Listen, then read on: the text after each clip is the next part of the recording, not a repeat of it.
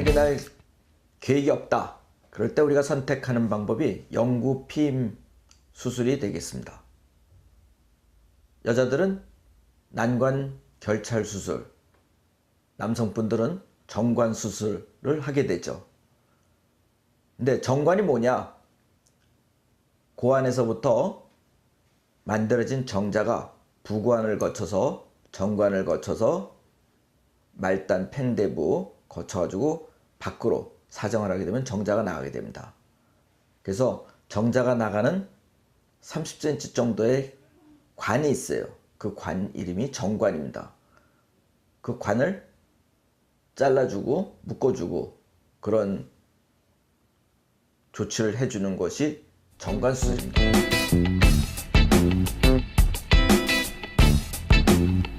수술 시간은 얼마나 걸려요? 그걸로 인해서 혹시 합병증은 어떻게 되나요? 이런 얘기를 많이 물어봐요.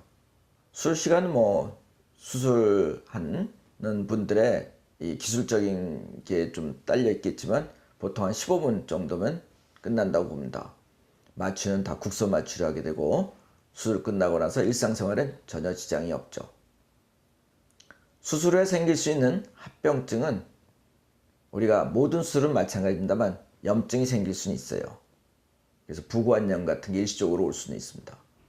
그 다음에 또 우리가 거의 뭐 요즘에 무도 정관 수술 그래갖고 우리 거의 칼을 안 대고 수술을 합니다만 그 정관을 둘러싼 부위에 혈관들이 많다 보니까 간혹 출혈이 있을 수는 있습니다.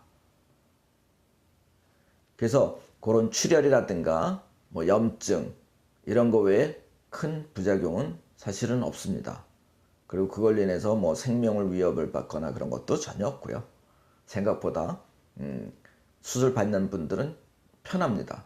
물론 이제 안에가 굉장히 복잡해서 수술하는 사람들은 신경을 많이 쓰고 하게 되죠.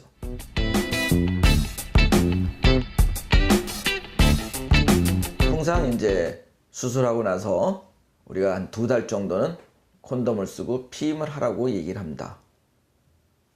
그 까닭은 왜 그러냐? 이미 정관 수술한 부위에 밑에서부터 고안에서부터 만들어지는 정자는 정관이 막혀 있으니까 빠져나가지 못해요. 그렇지만 이미 만들어져 갖고 창고에 보관되어 있는 게 있습니다. 소위 제가 맨날 하는 얘기입니다만 재고 정리를 해야 되는 거죠. 이 만들어진 거는 빠져나가야 돼요. 그래서 우리가 한 2달 정도 아니면 15회 정도 다른 피임 방법을 선택을 해서 피임을 하십시오라고 얘기합니다. 그 후에 와서 정자가 다 소멸됐는지를 확인하는 정액 검사를 하라고 얘기를 하게 되죠.